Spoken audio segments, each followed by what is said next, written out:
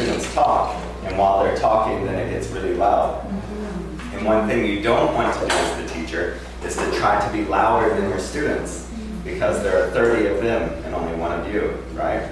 So one thing we can do a little, and you get right? Or something like that. Today I'm just going to do this. So if you see me doing this, that means we'll quiet down. And the reason why I do this is very similar to the way that I teach, and that's the way that I'm looking at today's talk, is that you have to start thinking about these ideas a little bit. The more that you think about them and create meanings, the better chance that you might use something from here. So throughout today's lecture, you're going to have a chance to talk to your partner about a lot of different things. So this time we were talking about what are some barriers? What are some reasons why our students don't reach higher levels? What did you come up with? Did you come up with any ideas? Go ahead. Yeah. And I think Korean English education focus on reading and grammar. Okay. So students don't have a chance to use English in their real life. And I think English is a kind of language, but we use and read English as a subject and tool of text. Okay. So she makes a lot of important points there. One, sometimes as teachers we're focused on grammar and reading, which isn't a bad thing. But if it's the only focus, that's when it can become a problem. We also don't have that many opportunities to use the language. Instead, we teach it just as a subject, right? So those are important ideas. What other ideas did you come up with? Anything else? It's always funny in the beginning part of the lecture because people are so scared. You don't need to be scared. It's okay. We're all professionals, right? How many teachers do we have here today? Everybody's a teacher? Okay, what level do you teach? Secondary? Primary?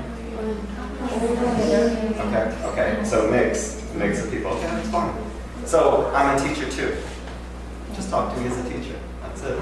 I'm nothing special. I'm a teacher. Really, and that's the way I think about technology. I understand it as a teacher, right? And so it's the same as my job as a researcher. In the end, we always want people to be able to use our ideas. In order to do that, you have to look at it through the user's eyes. So I'm a teacher too. Anyways, we were talking about different barriers or some things that keep our students from reaching higher levels. What other things did we think about?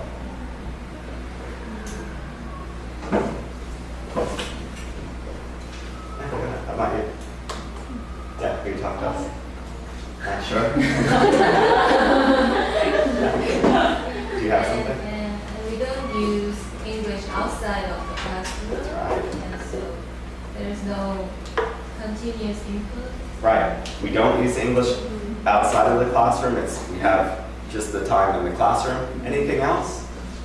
Any other problems? It's interesting when I talk to teachers, they're like, oh, problems, and they pull out a list. Usually there's so many problems. I'll show you some of mine too, as to help you warm up a little bit. So, what we were talking about is, we don't just use technology for technology. We use technology as some kind of tool, right? If there's some wood that's broken, you use the hammer, right? So our first step was identifying some of the problems. So some things that can help us, the solutions can be that technology extends the time outside of the classroom, right? We only have, it's like our lecture today, we only have a limited time, 2 hours or something. In your classroom, the students only have a limited time. We need to increase that time somehow, right? That's one. The student in the back also mentioned the exposure or the input, right? Because we're limited to inside the classroom, that just limits to what we're exposed to. So we can be exposed to language and culture outside of using technology. Relatedly, when we look at things outside in the real world, these are authentic texts. They're not worksheets. They're not something created just for our students. They're real things. And so they can use those. We have multiple modes of input, like she said. We also have opportunities to speak. to type, to do something. These are also things afforded by technology. There are opportunities for interaction. We can talk to other people, be it our teachers, our other classmates, or other people in these different online communities and things like that. Two last things that are very important is that the ways that we make meaning today are vastly different than they used to be. So, once upon a time, it was okay enough to learn how to read and write. But if you look at our images lately, our texts, they're always multimodal. And so if you look maybe at your students' work, they can make videos now. They can make animated posters, and they're mixing together sounds, text, images, right? So that can enhance their digital literacy or multiple literacies. And last but not least is that it's fun, right? It's engaging, it's fun, it's active, it's able to do something. So we've started off with some kind of ideas about how it can help. Later, we're going to try to use some resources to attack some problems, to address some kind of problem. So make sure that you have your note there. You're going to need it later, okay? So then we move into the next part of some call concepts. We have some basic idea now of the problems, but my question to you is, what is call? Call, the verb. No, the noun, the verb, the noun, right? So what is call? What does that mean? Okay, so that's the name of the term. What does that mean? That's the hard part. See, I told you I'm a teacher, right? Okay, learning languages through computers. Anything else to add to that?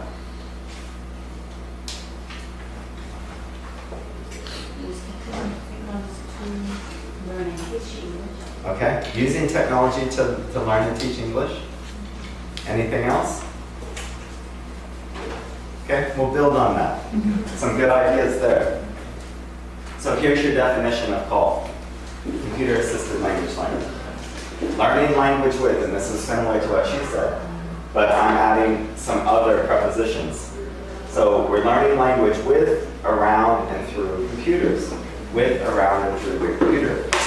And these ideas, when you start thinking about these different contexts, with the computer, around a computer, through a computer, the very definition starts to link with some kind of theories, and that's what we're going to be talking about soon. But also important here is that we're not saying that in every case technology is good. Sometimes, and in every case, something's good and something's bad. Let me give you an example. So today in this classroom, something that is good is that I have 2 projectors, right? So that's something that's good. Something that's bad is, now I don't know which one to point to.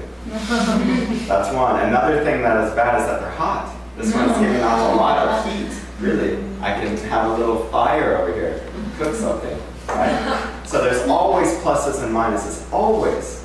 It's never just positive. There's always both sides of it. And as teachers, we look at things positively, but we also have to be aware of the negatives. So each one of these contexts, there's going to be something good and something bad, always. And we're going to talk about those. Okay. So think about, let's take a quick look at the picture. What do we see in the picture? I can see at least 2 things. A man and a computer. Perfect. So now we're going to talk about each of the contexts, with, around, and through. With the computer, what are some examples of you or your students in life working with a computer? Think about it for a second. You can talk for about 10 or 20 seconds with your partner. With the computer, how do you use with the computer?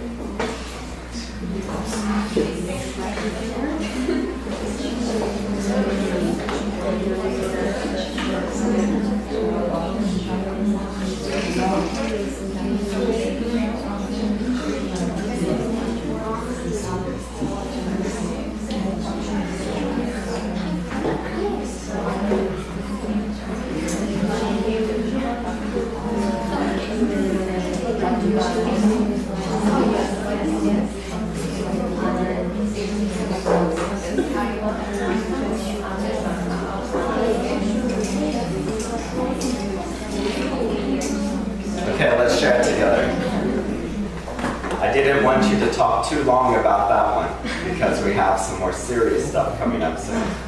So, with the computer, what are some examples of this in our lives?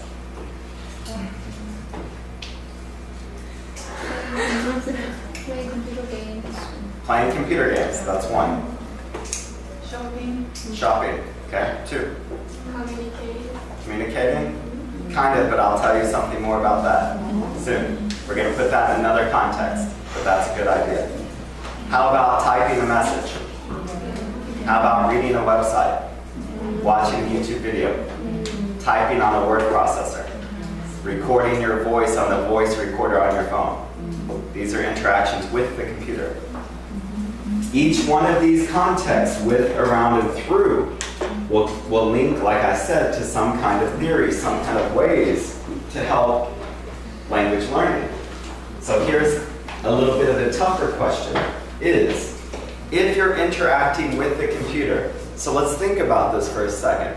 Let's say that I have my smartphone and I'm looking at last night's baseball game. I want to know if the Doosan Bears won last night.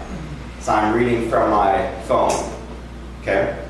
How is this reading with the phone supporting, facilitating, assisting language learning? Remember, CALL is computer-assisted language learning.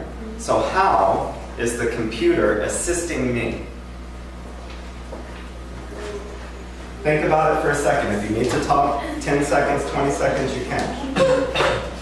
How is it assisting me?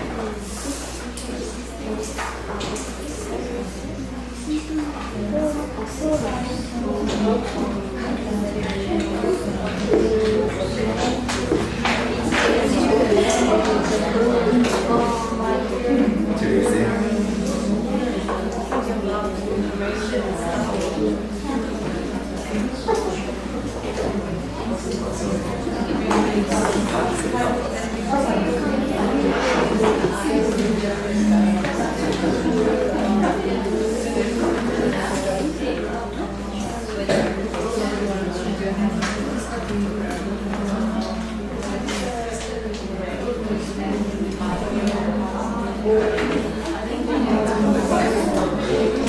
Okay, let's talk.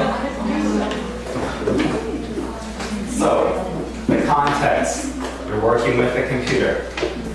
How does that facilitate or assist language learning? How can it help? What do you think? Any idea? Yeah, for teachers, we can just provide a lot of stuff, useful stuff to our students. Okay. Using some tools and also websites. Yes? Okay, the website is there. We're looking at the website. How does the website help the student?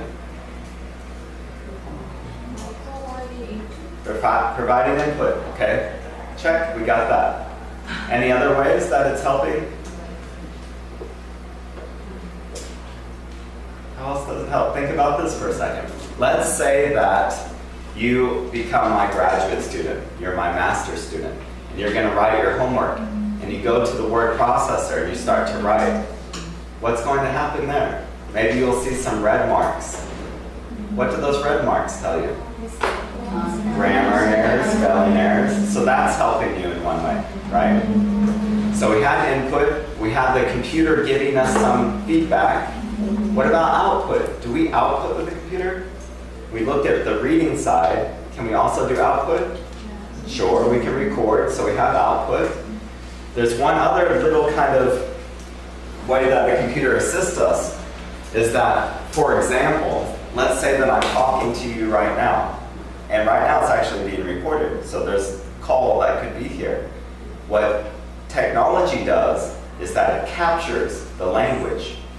And so, if you didn't hear what I said the first time, you just hit replay. And it captures it. And this is another one of the secrets that is built into technology and how it can help us. So these are some ideas with the computer. Let's think about around the computer. Here's a picture. And I know that it's a little bit different than the PowerPoint that you have. I changed some of the pictures. What do we see in the picture? Man. Okay, what are they doing? looking at the screen together. They're looking at the screen together, so what do you think that they're doing? They're checking the documents. Okay. Discuss about the next step. Okay, right. What should we do next? Right?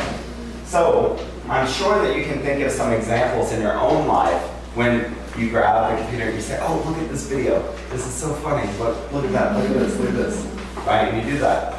The question now is, how is working around the computer, how does that help language learning? Right? These are our theories. These are our concepts. So we have with, around, and through. And for each one of those, we have some concepts that are tied to it. Right? So, how is working around the computer going to assist language learning? I'll give you 30 seconds to talk. Talk together.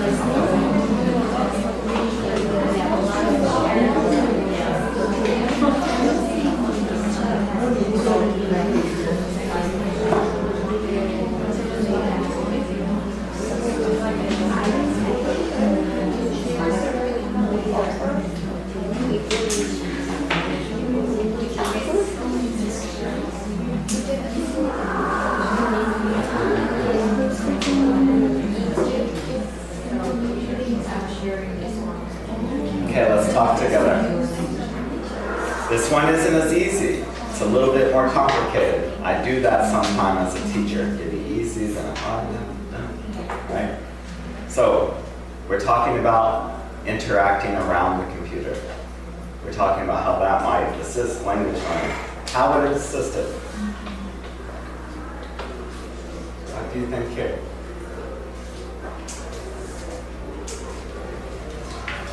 When we work with computers, it was like our tool to produce our documents. Okay. Yes. In this time around computer, people gathered around the computer and share the same information together and communicate. Okay, so they share together and they communicate. We're on the right track. We're thinking that that's a very good idea. Let's be a bit more specific with that. What does that mean? So what's happening in a language context? You're talking about students learning language. What might they be doing? So at this moment, we are around a computer. Did you notice that? So here's what we can do when we're looking at the computer screen together. Just like in this picture, somebody can identify something. He's identifying something for her. She's going to tell him, oh, that girl looks so crazy, that she shouldn't wear that dress, right? That's one way we use it in our social lives. But we also use this in our language learning lives as well. So let's say that we're looking at this screen and you don't know the word example, right? As we're looking at it together, you can say, I don't know that. And then somebody can tell you the meaning of that, right? Or you can be working with somebody to write the document together, to make the video together. And that means we're collaborating. That means we're putting two different heads together.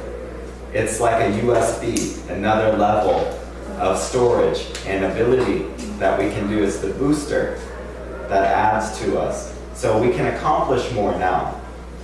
This, of course, would then tie into theories. For example, you ever hear about negotiation for meaning? You ever hear about that? Right? So this is where people are trying to understand the language together. It's also about scaffolding, how one person helps the other person. So around the computer, by us looking at something together, just like right now, one person can help you do something more. And then next time you can do it yourself. right? So we have these different ideas. We got one last one. Yeah, so we talked about that. How about through the computer? Let's look at our picture. What do we see in the picture? The talking. What's this thing? Camera. He's got on a microphone. So, who are they talking to? They're talking to the computer. They're talking into the computer. And there's somebody on the other side, right? This is computer-mediated communication. The mediated part is that there's the computer in the middle. So, for example, what are some examples of through the computer? We use these all the times in our lives. This is the communication that the student mentioned earlier. But how do we use this? What are some examples in your life? I guarantee you within the last hour you've used something to communicate with somebody else via your phone. Phone calls, so there's Skype. Skype's an example. Email. There's another person on the end. We have a person, and then the computer's in the middle, right? So we have Kakao, we have Skype, we have instant messaging, we have blogs, we have wikis, we have all kinds of different things that mediate our communication. So those are there. How then would that help, though? This is your last concept question. How would interacting through the computer facilitate language learning? And I'm going to give you a hint this time. Think about how the computer helped with and around. Think about those ideas. I'll give you a second to think.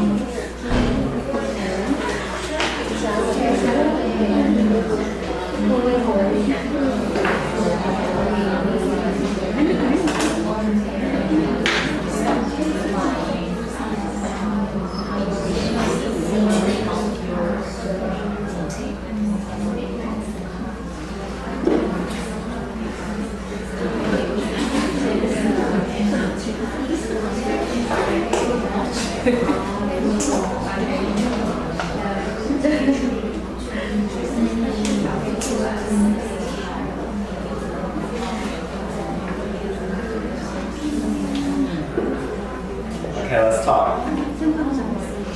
I know that it's a hot day, and if you think too much, your head is going to start burning. Right? So let's talk about that. We were talking about through the computer. How does that help us learn language? At this point, you should start to become almost a little bit of an expert. You have some ideas. Any idea how that helps? When we learn something through the computer, we don't have to gather in one place, Okay. or don't have to take time. Okay. So she brings up an important point. The space and time is different, right? Now we have distance education. We can meet at different times. Okay, good point. And finally, we can store our outputs, Yes. and get them later. Yes. So, like we were mentioning earlier, when you use the computer to interact, it gives you the record or the transcript of your interaction. We can then reflect on that, right? You can look back at what was said, just like you can replay the video today and see what you said for your answer or what I said, right? So those are some ways. Any other ideas that came up? It can lower the anxiety. It can. It can lower the level of anxiety because now all of a sudden, when I'm texting my friend in Korean, it takes me a long time to think about all the vocabulary words. I can look at a dictionary, I can look at a thesaurus, and all of a sudden I'm better because I have more time, right? So that does lower the anxiety. Good point, really good point. So, here are some things to keep in mind. I drew a little picture here. It's like the caveman draws on the wall. Right? So this is a person, and this is the computer, right? And here's the person and the computer. I can write on the screen. That's my output. We know that output can help language learning. I can read from the screen, and that's my input. So that's one level, one layer of learning. When we get to around the computer, like we're working together, let's imagine we're trying to read the same slide, but we translate the language into Urdu. And I think none of us know that language, right? But we could work together. Oh, I think this is a consonant. I think that's a vowel. And we can work together, right? That's the collaboration aspect. So that's a second layer. So on one layer, we have the interaction with our eye on the screen and back. On the second layer, we have it amongst us, right? So we have these two different levels of learning. One, and then two. So, computer-assisted language learning with, around, and through the computers. Each one of those with, you have input, output, right? We have those different things related to it. When we're around and with the computer, then it changes things. So what can CALL do to bring it down to some point? It provides opportunities inside of our classroom. It provides opportunities outside of our classroom for input, output, which is what we see here, and collaboration, which we have with the people, the classmates, teachers, and other people. We also have that it's motivating, engaging, and fun. Okay, so we've started to warm up our brains about CALL, about technology, and about how we might use that in the classroom. Do you have any questions about technology, about CALL, about something related to CALL?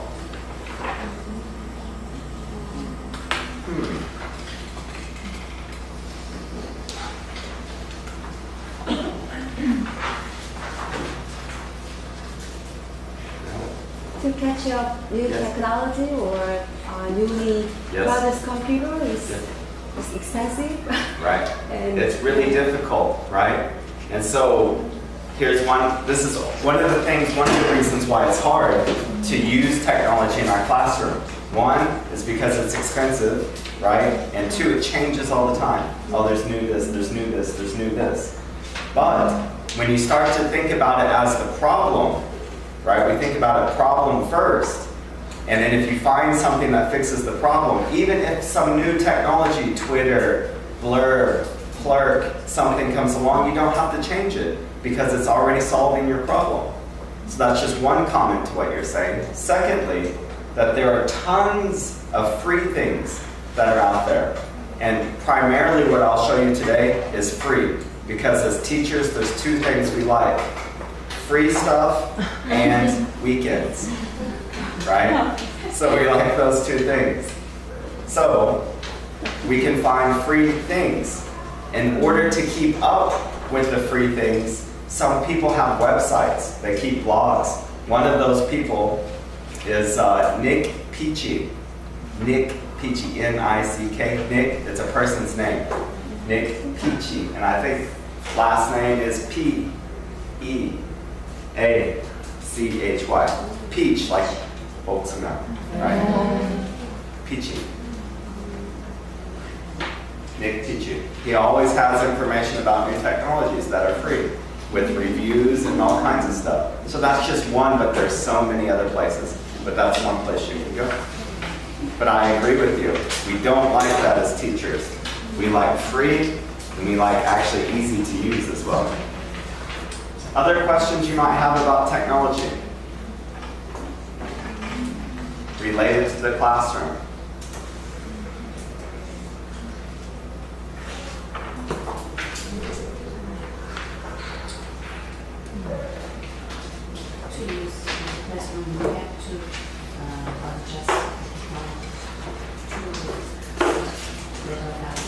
Yeah, sometimes, right?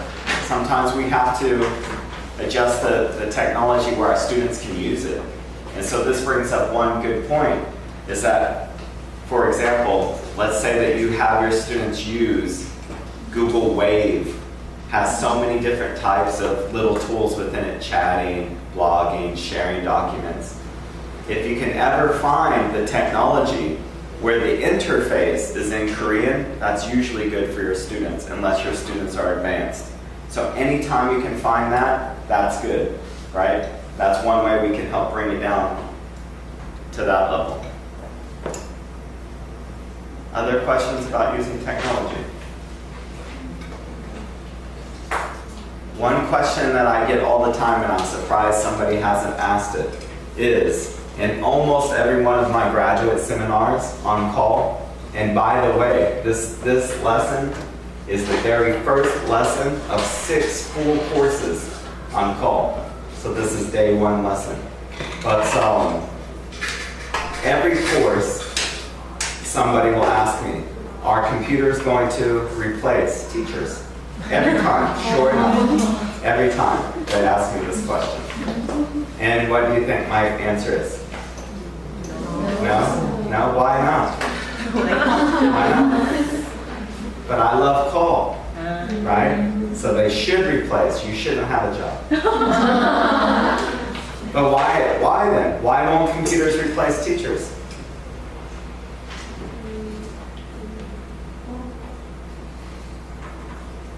One reason is because technology, especially when we're talking about automated speech recognition, ASR, that it's hard for the computer to understand what you're saying. Whereas a teacher can usually understand you. We can usually understand our students. We can see their face when they're struggling, when they're frustrated. So that means we can develop some kind of connection with our student, whereas a computer can't do that. And without the connection, the affective connection, it's hard to make people feel better and thus learn. So that's one thing. That's a big part of it, actually. But so my response to that is I offer that response, but I also say that it's not that computers will replace teachers, it's that computer using teachers will replace non-computer using teachers. And that's where we're at. So with that in mind, let's take a 10-minute break. Come back here at 2:57. See ya. That's 10 minutes.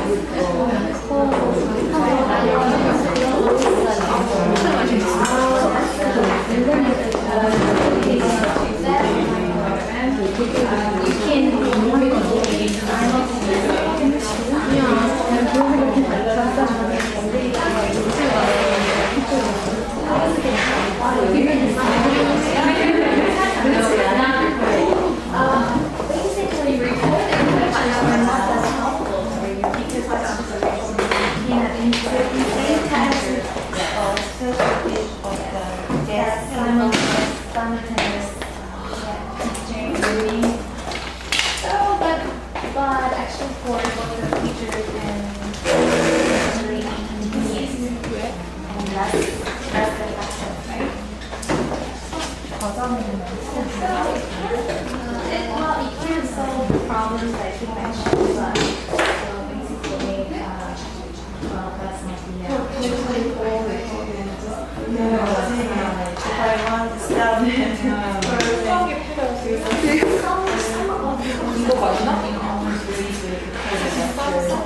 interacting. You can't interact with your student or teachers. Basically, that's not good for, especially for language learning, because in case of language learning, you have to get more fast from learning.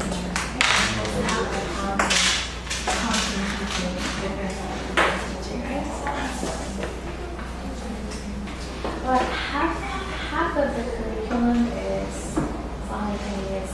That's simultaneous at the same time.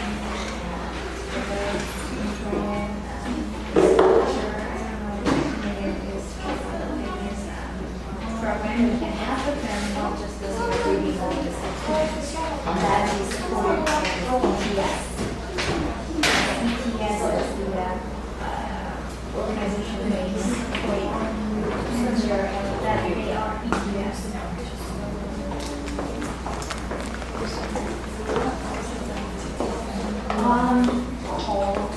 Call, yeah, but we're doing this. I'm not using that. I'm using all of this community skills. Oh no, I'm actually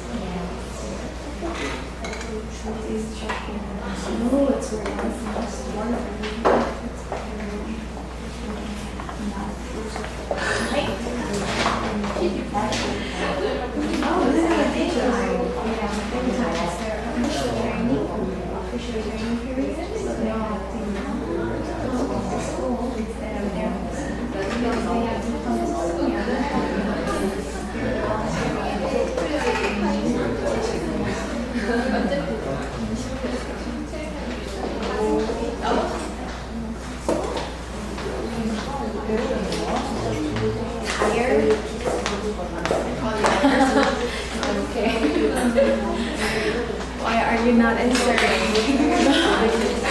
All of you have, answers already. I was surprised.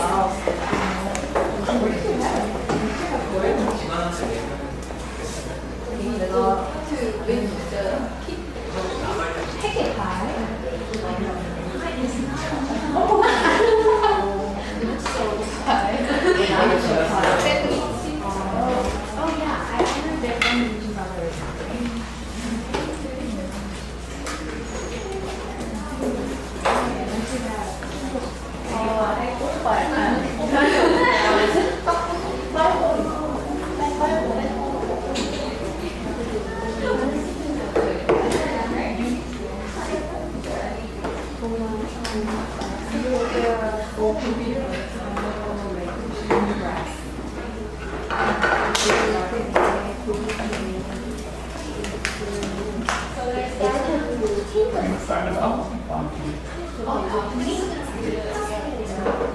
Yes,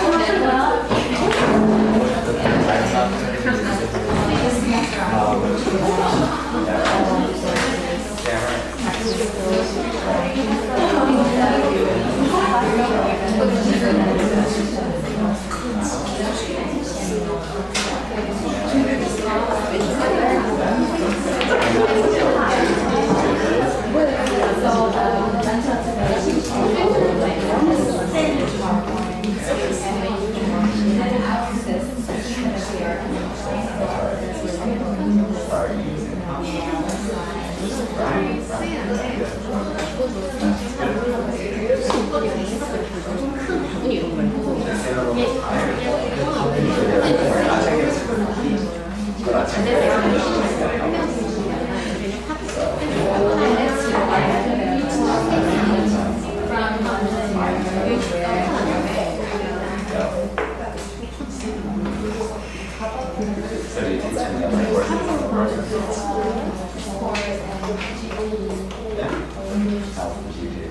I haven't seen it at all. I really haven't. Yeah, somebody mentioned that, so I thought maybe you're up. But yeah, I mean, if you work there, you probably could just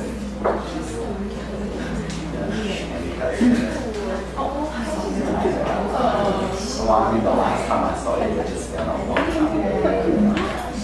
Yeah, but then the last maybe for 6 months I was but I just got to about 3 years ago. So it's almost like yours. I mean, it was longer for that long. So these people wanted to go away.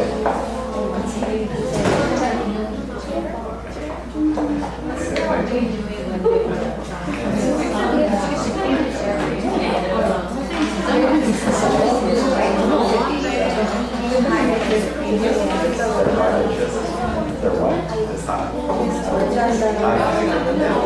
Every year. But it's, yeah.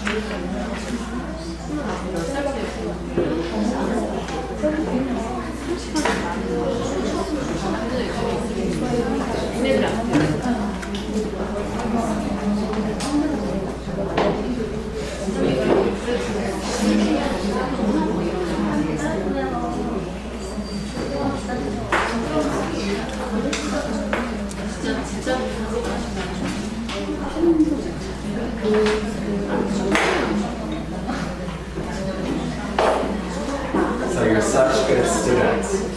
I said be back at 257, people range. Back at 257. Really good. So we're going to head to the second half of our lecture. And in the second half, we're going to start using some of the ideas that we just created early on. So I hope that you kept some notes. And remember, we're going to be talking about with, around, and through the computer. So I'm going to try to show you 4 different tools. Some of them you've probably heard of, some of them maybe you haven't heard of. And just so that you know, on the very back sheet,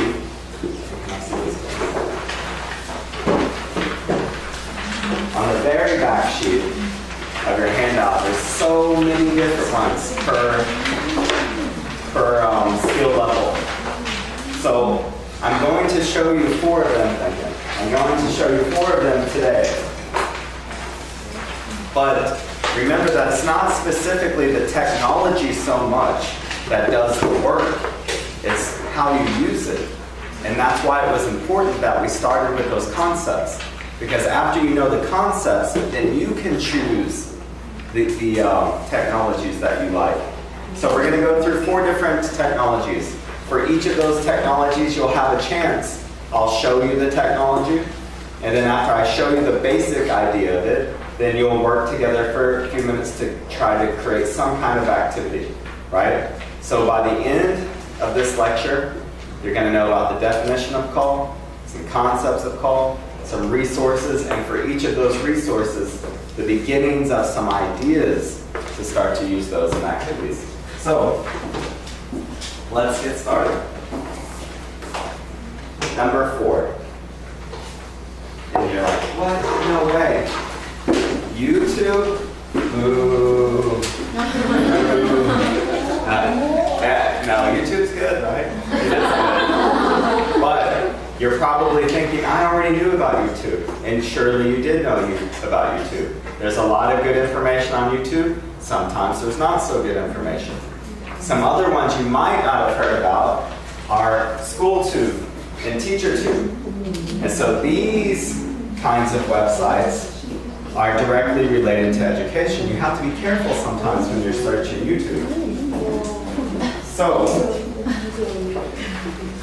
as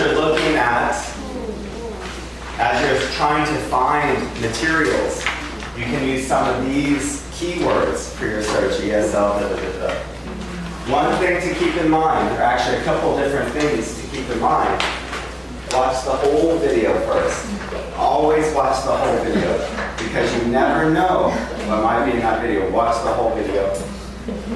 While you're watching the video, check the level for your students, basic level. Are they going to be able to understand this for the most part? And this is really important. When we go to the websites, these TeacherTube and SchoolTube, they're made by other teachers. So the difference is that they usually have other materials that come with them, right? So sometimes if you're wanting your students to watch a video and then take some notes or do something like that, the handout or the worksheet is already made for you. So that's there. I'm going to show you 2 different ones. These are kind of popular, not like the most popular, but they will give you an idea of what I'm talking about. So one is English with Jennifer. She uses some kind of situations that are here. So there's vocabulary and expressions along with grammar and pronunciation. I'm going to just show you very, very briefly what this looks like.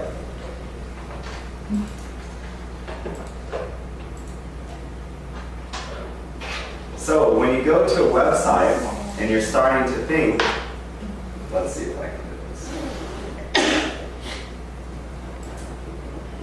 I'll highlight this. Can you see? I'm not sure if you can see that in the back, but this says lessons for beginners. So there's different levels, and the levels part is always something that we're looking at. You might also look by topic, and so she, on her website, has different playlists, and so you can play different playlists. So, for example, if you're teaching something about different holidays like Christmas or she has videos related to those. So, let's watch one of these. Oral fluency. We'll go with the verb tenses.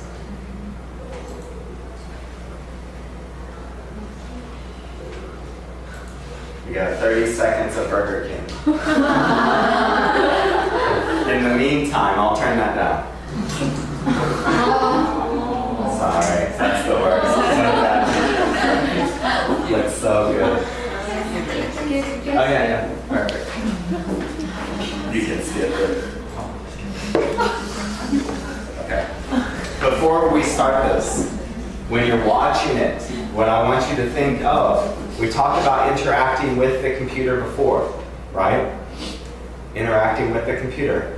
How is this video helping, assisting the learners? Okay, we'll just watch 15 seconds or something like that to get an idea.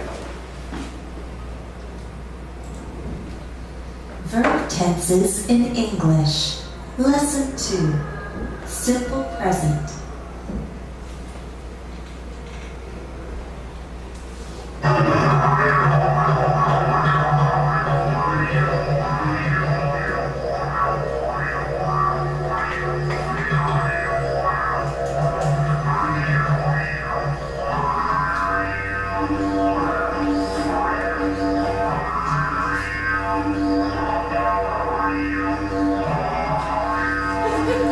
It's a bit long, huh?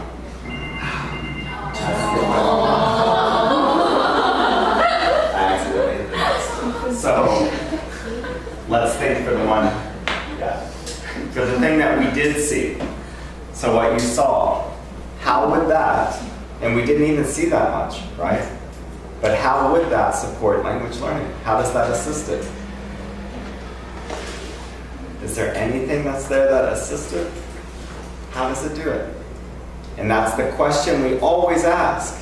We start with that question. We're not using technology just to use technology. We're using technology because it can do something for us. What can that do? Multimedia? Student get motivated. Can be motivated, okay, so there's a motivational aspect. Anything else? Yeah. What is it? The real sample. Okay, reality. Okay, realia. So there's the real sample. I think in this situation, that is important. And she's trying to show situationally based language.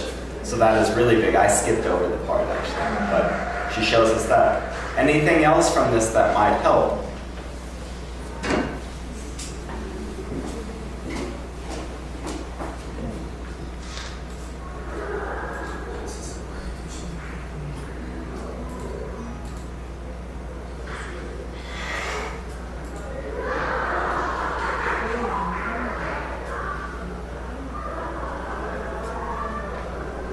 Here's my question for you. Does Eric have only one new? Okay, so that's all I'm going to show you. Anything else that would help the student? What would be facilitating? What is that? Creativity? Okay, it could be creativity. I mean, they're basically just clicking and watching, so it's not super creative, but it could be. It could be, especially what we asked them to do with this video. But we're talking about the video itself right now.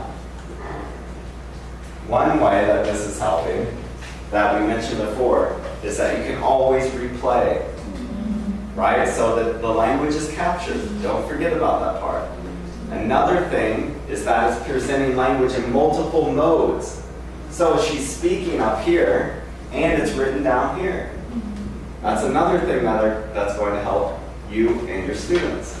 One last thing, of course, is that she's providing the explanations of language itself.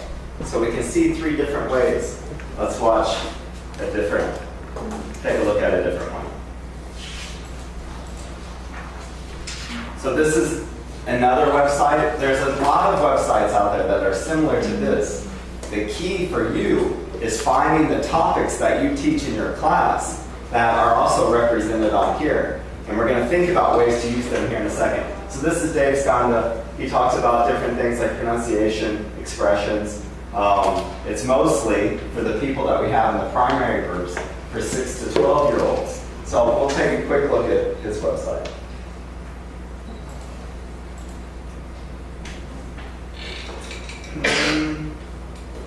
Let's see which one we should look at.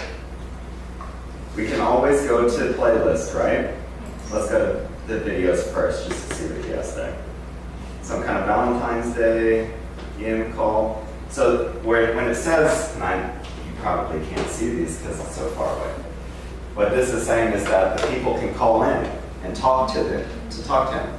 So one way already is that there's real life language, right? It's not reading, it's not inauthentic language, it's authentic language.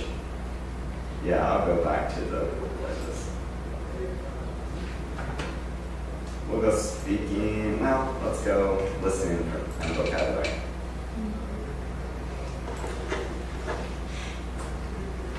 제품은 이 모두를 전 세계에서 Advertise. 그래서 필수의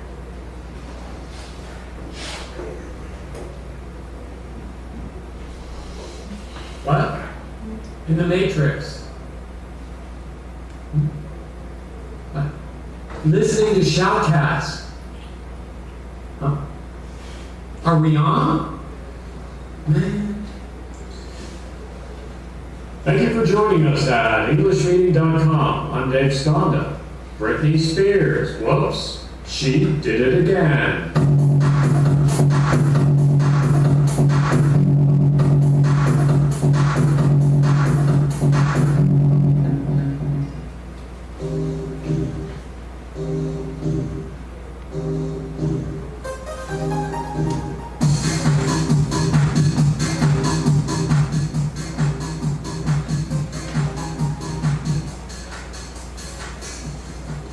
gonna equals I am going to. Gonna is a reduction. This is the way most people speak in a non-formal setting. A tip. Forget about it. Forget about these. Forget about that. Stuff. Okay. How does this assist? That's always your number one question. You start with that question. What do you think? You need to know the criteria that you have, and then you can start to pick things for yourself. What do you think? How would this assist?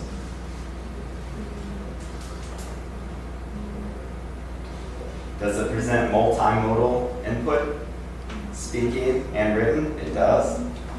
Anything else?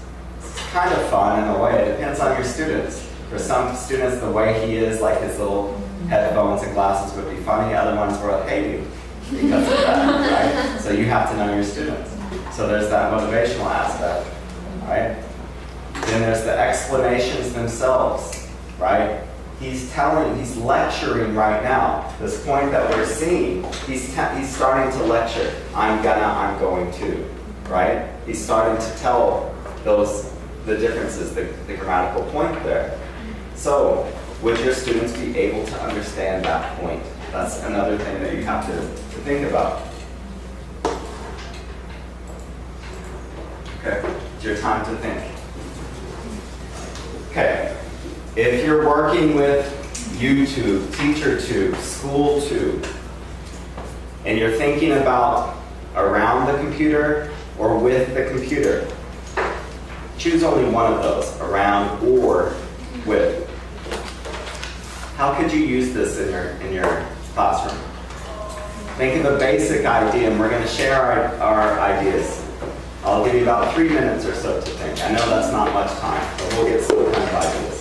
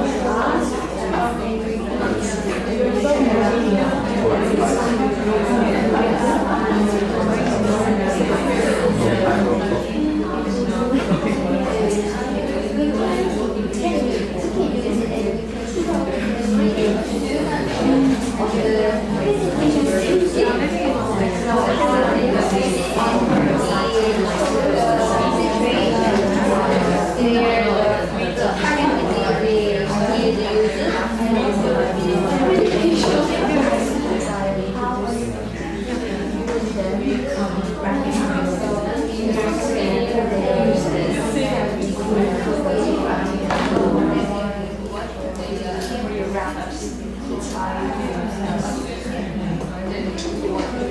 Okay, let's talk together.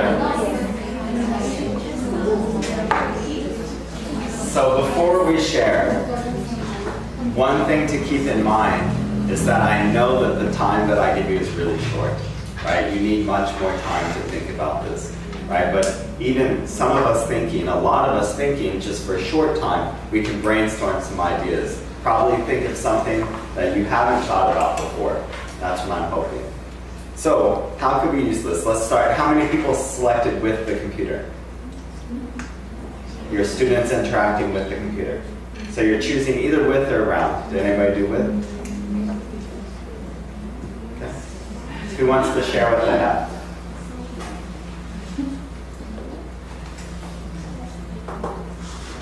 Anyone? It doesn't have to be with. It could be anything, really. How about you? Tell us what you guys come up with.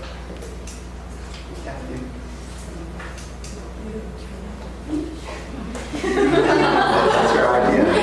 This is, yeah, I mean, any idea that you just came up with. That's fine. The first video gave us the situational videos, materials, so we can use it, the production time, to communicate, practice communication or interaction. Okay. How? How? Yeah. She gave us the idiom, the situation expressions. So I see what you're saying. use it very Right. Okay. So basically, as a student, you would watch the video, and whatever expression or target she gives you, grammatical form, expressive language, you're going to use that in some kind of, write a sentence or something. Okay? So that would be an output practice. Any other ideas? Okay. How do you get feedback from YouTube?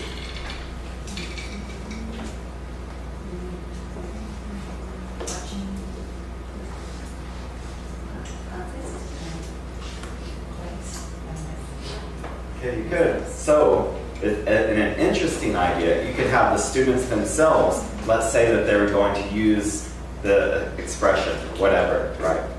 So they're supposed to use that, but they have to upload the videos, right? And once they upload the videos, then the other people can watch it and leave comments, written comments or something. And that way, we can provide feedback. Teachers could, other students could, other ideas.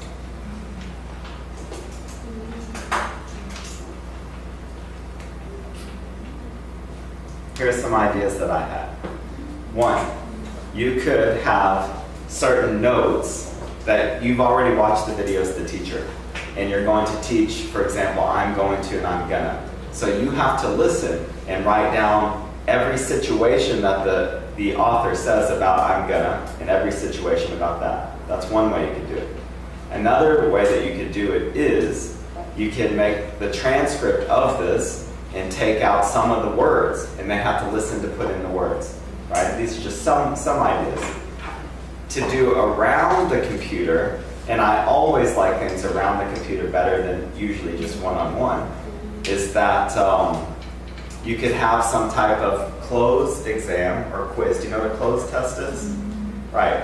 So, of course, the student can do that by themselves, but if it's difficult, like, for example, this for beginning level learners is going to be really difficult. So they have to work together to really try. They're stopping. They're watching on their phones even. They stop their playing and what was that word? And so they could do some type of dictation exercise or some type of close exercise to do that. So these are some ideas. One other one, and this is kind of a new buzz term lately at conferences and all this kind of stuff. Have you ever heard of flipped instruction? Flipped instruction. You have? What is flipped instruction? Yeah? in their house. Yes? They first watch the video Yep. and get the expression. Right. And in the school, Right. they practice the vocabulary. Exactly. So we have two different sides of education. The knowledge, understanding something, and the use of something. So you could create your own explanation, your own lecture, and put it on a YouTube channel. The students listen to your lecture as they're coming to and from school. Because remember, one of our problems was to increase the learning time, right? So they do that, and then when they come to class, that's when they get to do your fun other activities, where they interact with their partner, where they do something. You could also do the opposite too. They could come to class and you could lecture, and then when they left class, they can make videos of the stuff using it, right? So we can flip the classroom with that. So that's some of it. I'm going to talk to you through some of this about the positives and negatives. We said from the very beginning, there's always a positive and negative, right? The positive is multimodal input, easy to access, it's free, it's usually real language. These are some of the positives. The negatives, it's not directly made for my students. I might have to create some other materials to help me, right? These are just some of the negatives as we think through that. Let's go to number 3, shall we? So the number 3 tool. Box of pop. Has anybody ever heard of box of pop? Never? Okay, let me show you what it is. So basically, yeah, let's go.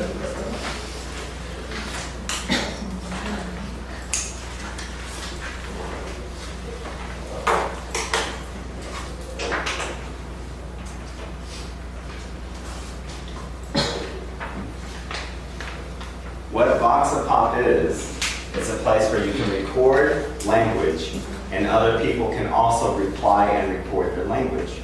So the interface is pretty simple. Some things that you can do here is that you can look for different talk groups. There's groups of people. It's just like blogging, right? Or some kind of discussion board. On discussion board, people type, the next person types, right? But this is oral language, right? So one person posts their audio language, and then the next person posts. There's different groups. Sometimes the groups are public, sometimes the groups are private. And as the teacher or the administrator of the space, you can control if it's public or private. Let me just give you one example of what this looks like. How do you celebrate birthdays in your country? I've never listened to it. We'll play it.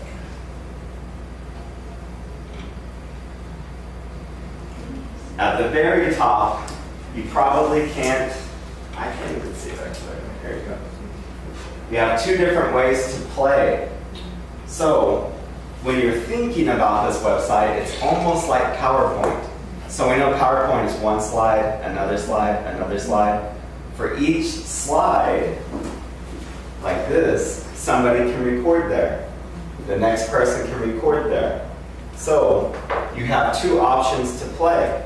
You can either play just this person's slide, or you can play all of them. I'll play all of them. Let's see what they say.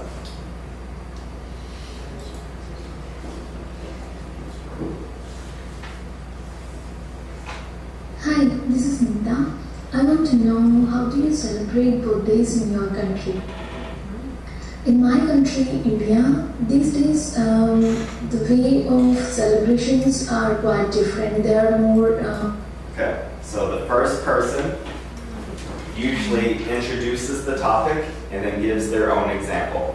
So she asks the questions, how do you celebrate birthdays in your country? And then she's going to tell us. The next person here, we can see that, you probably can't see this, but this says number 1. Really hard to see. That says number 2. So the second person replies. Hello, Nita. It was quite interesting to know the way you celebrate birthdays in India, because it's totally different in France. I remember when I was a child, when I was in primary school, Okay, I'm going to stop there. And it continues on for a long ways, right? There's more people, more people, more people, more people. So the basic idea is you can record spoken language to the side, okay? Box of Pop is the name of it.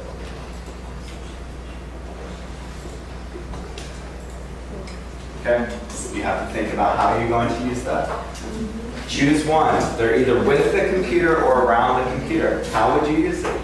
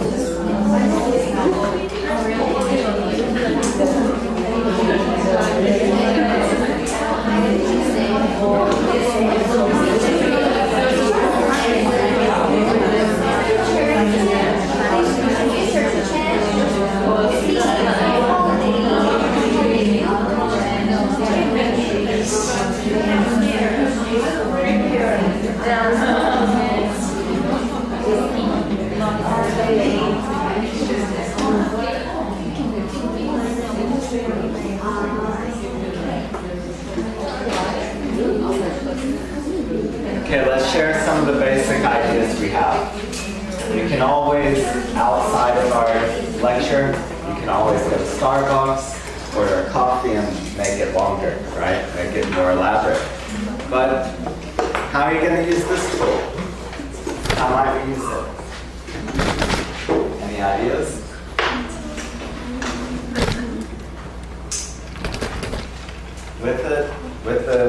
With box of pop or around box of pop? Any idea? Yes? First, we exercise some dialogue. Okay. In a small group. Okay. And then take their voices or recording their conversations. Okay. So one thing that you could do is that you could have different groups of students. They can make dialogues, an A-B dialogue. In each group, you have this. There's a lot of different ways that you can do this, but let's say that you have one computer in your class. Most of you have one computer in your class, and you could have a microphone. So the different groups are working right now. When you're done, you go to the front and then you record your thing, and then you stop it. And then the next group goes up to record it. And then for homework, they're going to listen to the other groups. They're going to be listening for the targets that you've been teaching in class. Past tense verbs, colloquial language, everyday language. That's one way we could use it. What else could we do?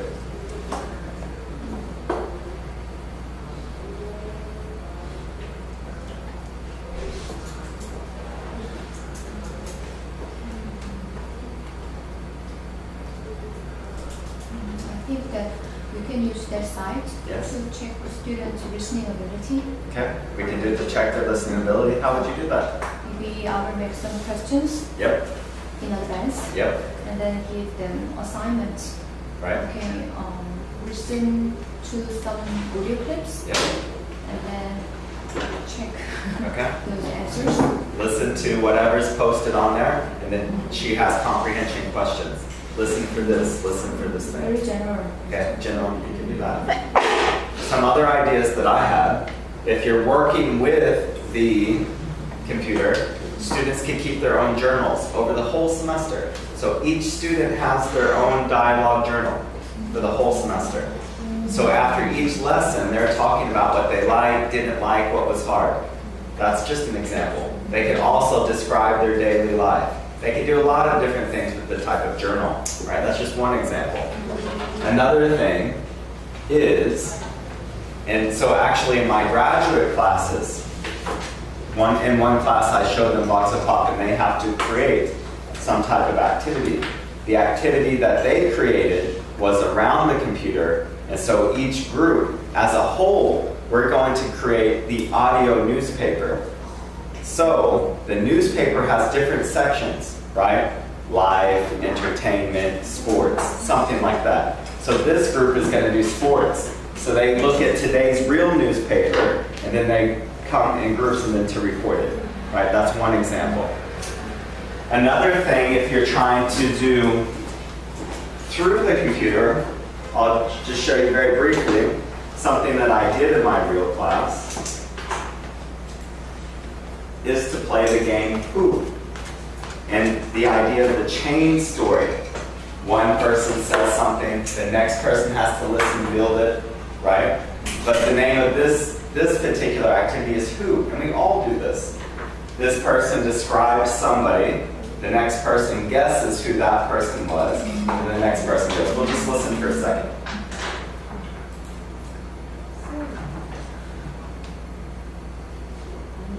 He was born at Ulm in Wittenberg, Germany on March 1st, 1879. In his childhood, since he showed a contempt for written study and instructional systems, he made rude remarks. In adolescence, he was interested in math and physics. Do you have any idea who this is? I guess. Let's see.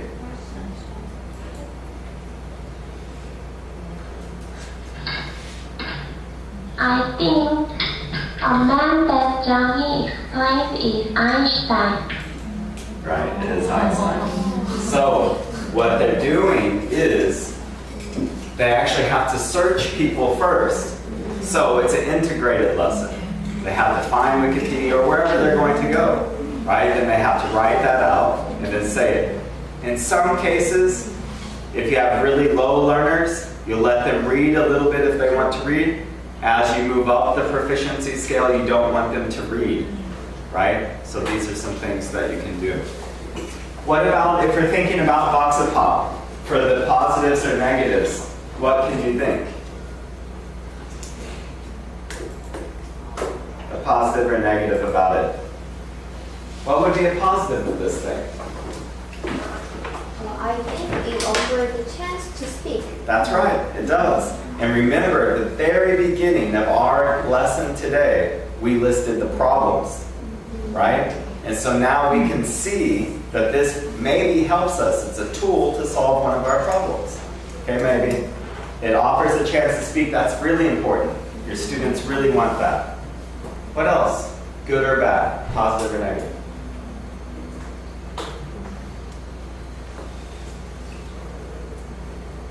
So you can get feedback from others. That's right, you can get feedback from others. That's a good point too. Actually, I did a study about this, about using Voxapop and students' reactions and the good and the bad and whatever. The good thing was that they could record and then revise it many times. They themselves would listen until they were happy and then they would post it. One thing that was a negative to this is that there are no verbal or interactional visual cues. So, just like when we were listening to the girl describe Einstein, you didn't have any context. You're like, what's she talking about? You don't even know, right? So that's one of the negative sides. And another thing is that sometimes the students compare each other on their pronunciation and things like that. So remember, every tool has positives and negatives. I'm actually in love with Voxapop. It's one of my favorite tools of all time because it's so simple and easy.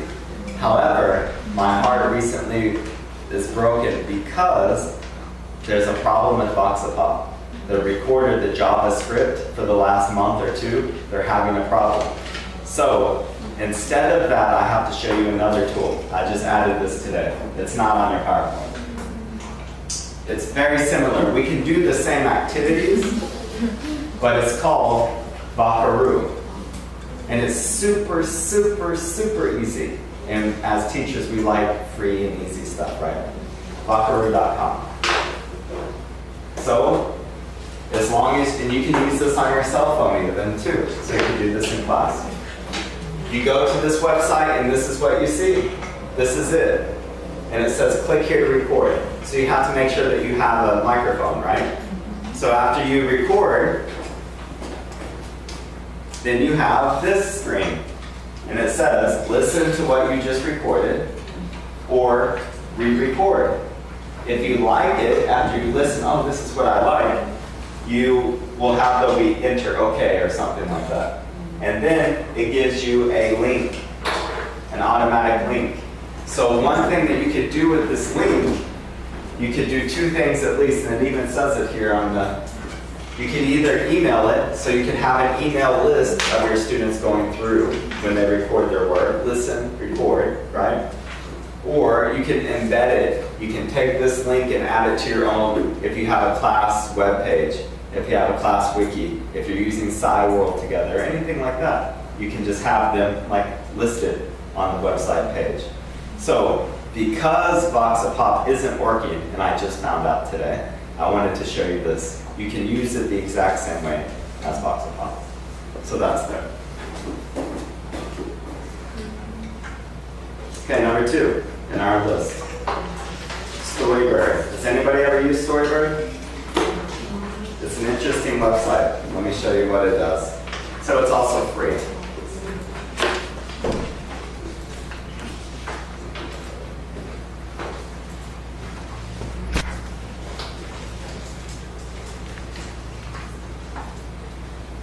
I'm going to show you about 3 different things with this. At the very top, you can see my cursor is going across Studio, write, and read. Just very briefly, the Studio thing allows you as an educator to make a class account. So you can have your own little website. So that's just one thing that I want to show you. Your own class website inside of this. That's the first thing. Basically, within Storybird, you have 2 different modes. You're either reading or you're writing. So I'll show you the reading part first. So I'm going to click read.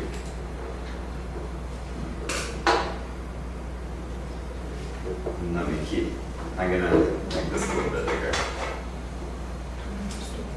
At the top, there are 3 different types of genres that you can read across here.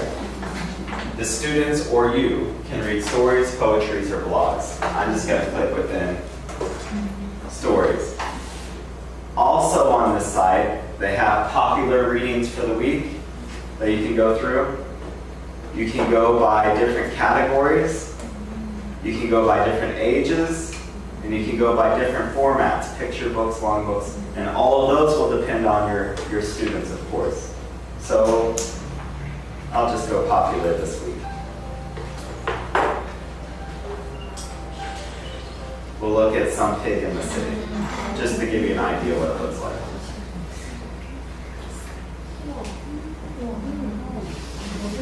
So actually, let me make this smaller so you can see. Okay, so the actual story is down here.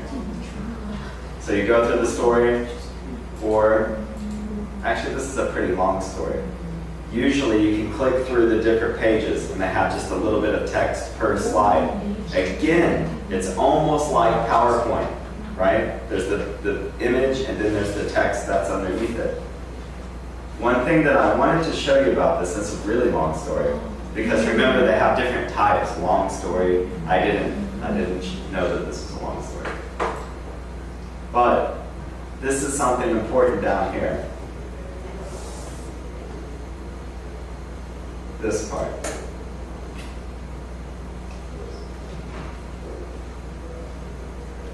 What do you think is happening in this aspect? Can you see that? I know it's really small.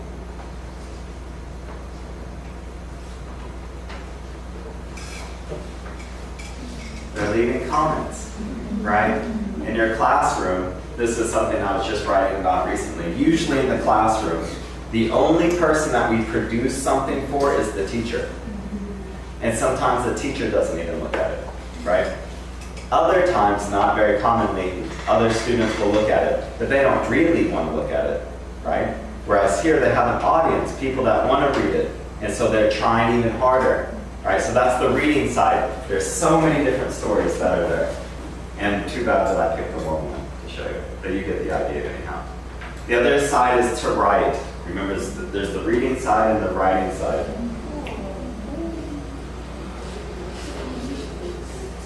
So, the basic idea here is there are different sets of visuals or pictures. The students go through these different already made sets to use for their stories. And there's a lot of different ways to find them. If you look over here, you can find some of the words here, like some of the categories that the students can use. So I'm just going to choose this. Just clicking on it.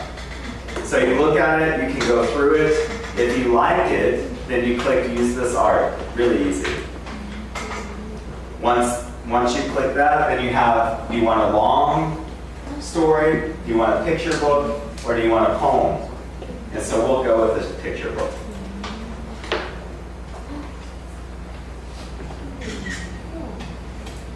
And then once you're here, it's so easy just to start typing the text, right? And then when you want another page, you just click plus. And then what the student does is that she's going to pull from any of these pictures something she wants to tell her story. So she pulls this one over. And then she types it. Right? And so in the end, I'm going to try to make this a bit bigger so you can see.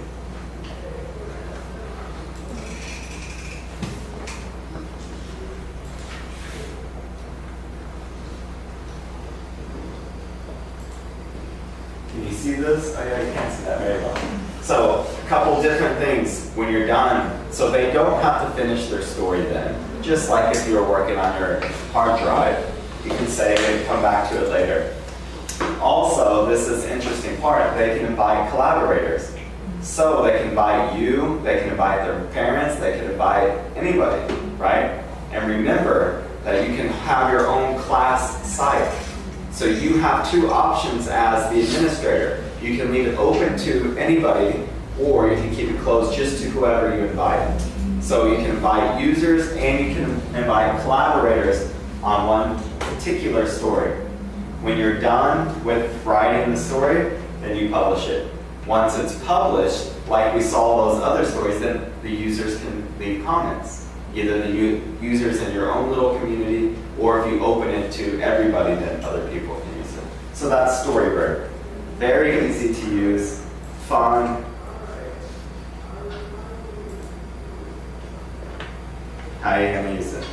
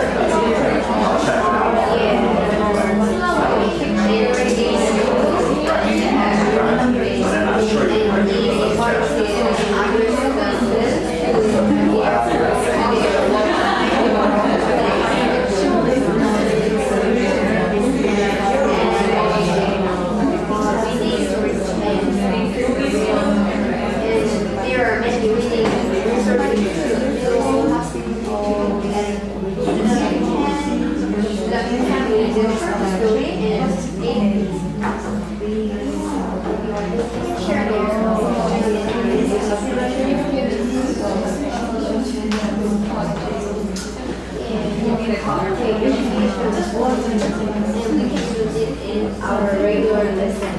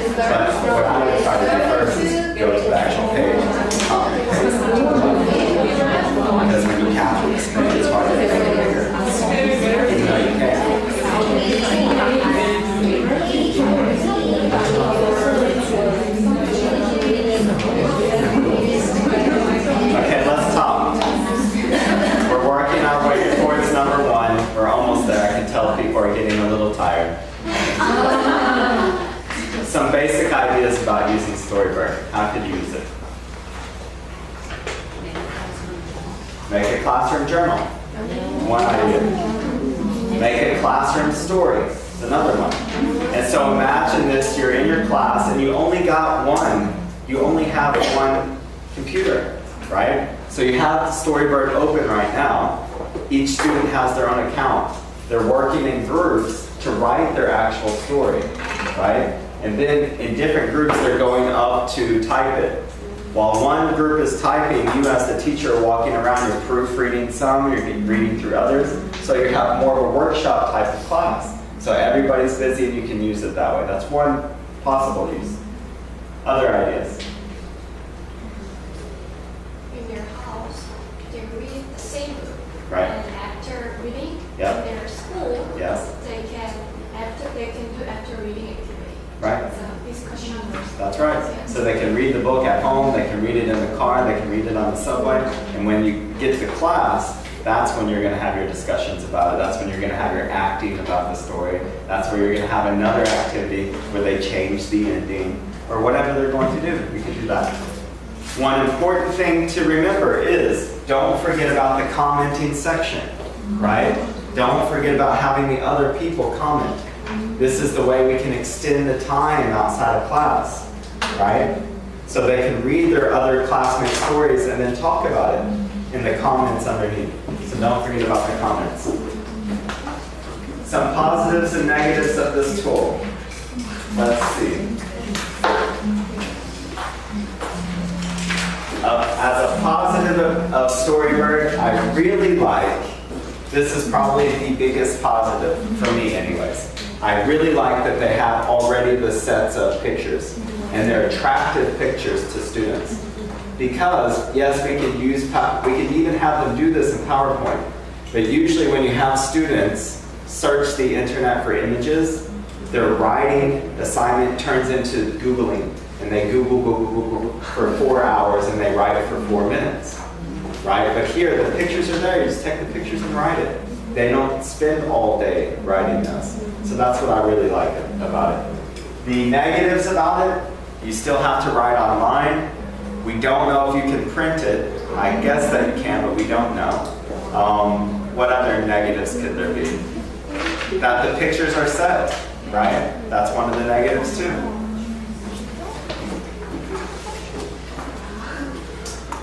Okay, I'm going to show you one last tool. English Central. Anybody ever heard about this?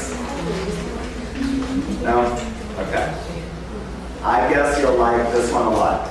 It's just my guess. Okay, so when you go to the website, on the left-hand side, there's videos. You can look at them at different levels, beginner, intermediate, advanced. You can look at them for topics, academic, English, career, You can do it for skills, vocabulary, pronunciation, Okay. I'm just going to choose one. Let me make this bigger again.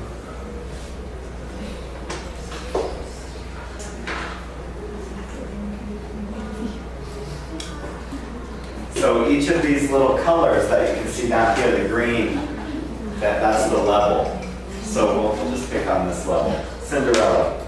Anybody watch this movie yet? No?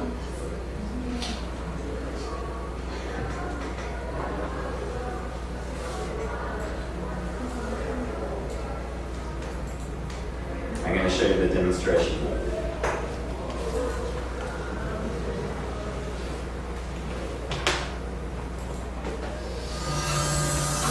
Before it starts, sorry. There's three different aspects to English Central. The first one is that you watch the video, and you're going to do something as you're watching. The second one, which you probably can't see, is called learning. Then the last one is called speaking. So we're going to go through each of those three. I'll show you different parts. So here's the watching part. And I'll try to make it bigger.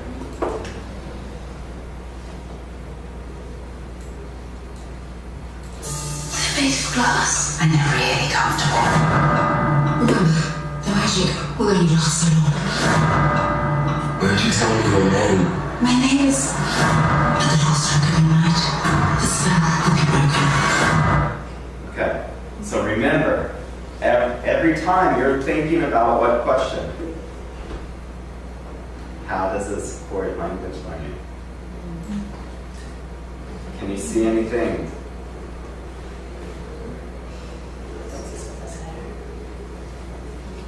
How is this supporting language learning? You can rewind it. Yeah? Multimodal. It's giving us the words and it's giving us the sound. Anything else? You can't see this, but it says click on any word that you don't know. So I'm going to click on the word and show you what happens when you do this. Stroke. Actually, let's go.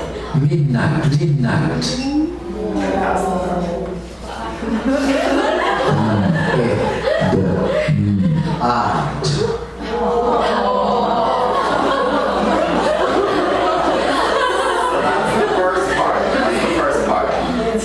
So on any word, when you're watching, you can stop on any word, right? It has the definition, the pronunciation, whatever. Let's go to learning. Here we're going to type the missing words. It's going to show us the thing, and then we're going to type the words. And they're really comfortable. Okay, what's the word? Comfortable. If you didn't hear it, then you play it. Replay it. Actually, I think I should.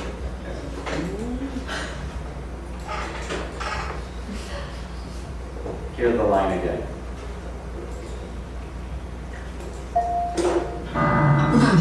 The magic will lead us along. I really didn't. Magic? Okay. So we have to type the word magic. And we can spell that together. M-A-G-I-C. Okay, I'm going to make the mistake on purpose and put magic with a K. And so if we do that, we have to try again and it gives you the spelling. Magic. Right? So let's try it again.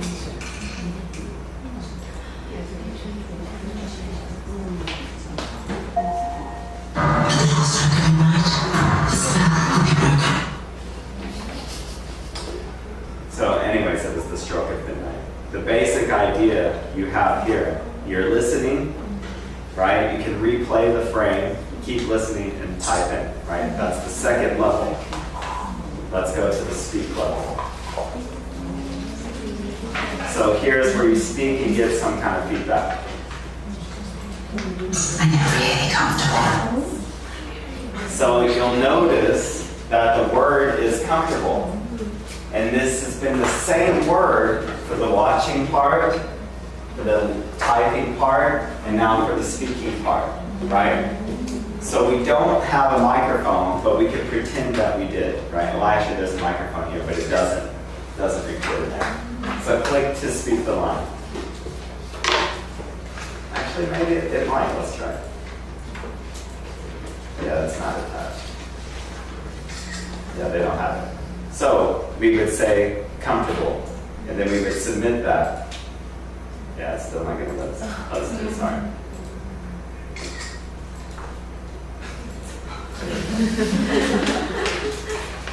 Okay.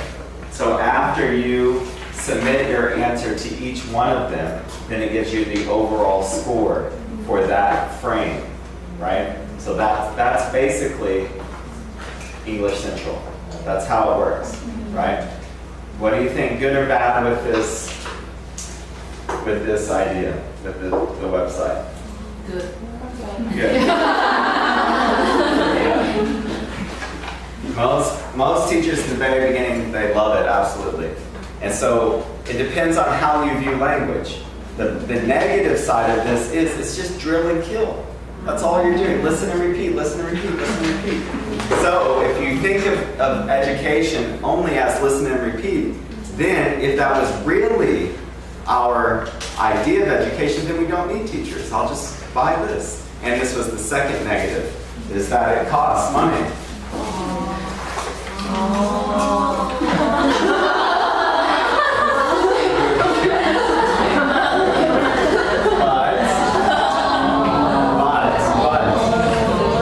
They still have. So English Central has been around now for about maybe 5 years, 7 years, something like that.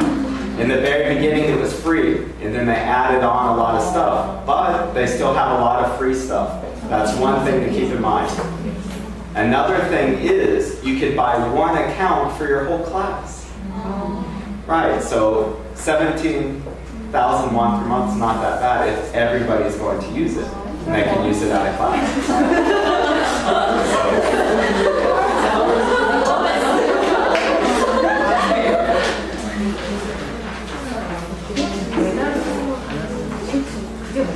Okay, let's recap what we learned today. Here's our summary. Paul is learning languages with around and computers, right? It helps because of collaboration, motivation. Some useful resources, these are the four. YouTube, Foxapop, and I put the other one too,